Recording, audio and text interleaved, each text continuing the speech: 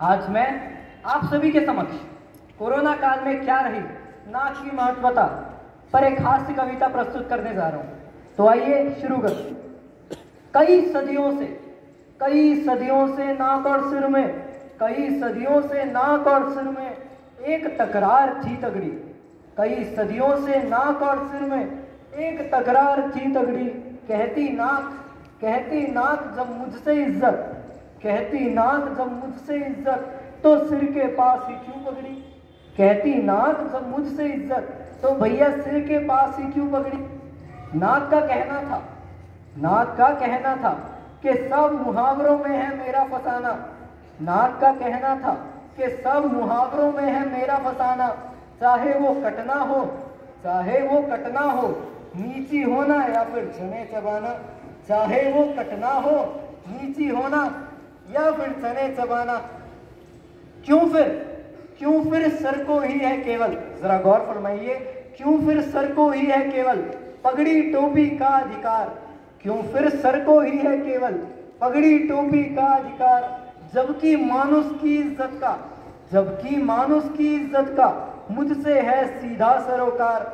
जबकि मानुष की इज्जत का मुझसे है सीधा सरोकार। कहा विधाता ने नक्कू जी तेरा भी एक दिन आएगा। कहा विधाता ने नक्कू जी तेरा भी एक दिन आएगा। सिर की पगड़ी भूल इंसान बस तुझको ढकता जाएगा। सिर की पगड़ी भूल इंसान बस तुझको ढकता जाएगा। फला विधाता का वरदान देखो नाक की बदली शान।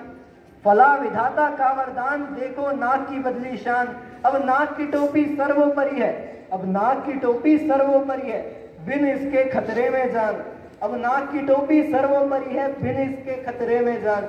इस युग में नाक तो सबसे ऊपर, इस युग में नाक तो सबसे ऊपर तुझसे जीवन के आयाम। इस युग में नाक तो सबसे ऊपर तुझसे है जीवन के आयाम। भांति भांति के आवरण तेरे सुबह शाम के प्राणायाम। भांति भांति के आवरण तेरे सुबह शाम के प्राणायाम। इस पगड़ी टोपी के झंझट में हुआ हम सबका काम तमाम। इस पगड़ी टोपी के झंझट में हुआ हम सबका काम तमाम। अब नाक बचाने को केवल नाक ढके घूमे इंसान। अब नाक बचाने को केवल नाक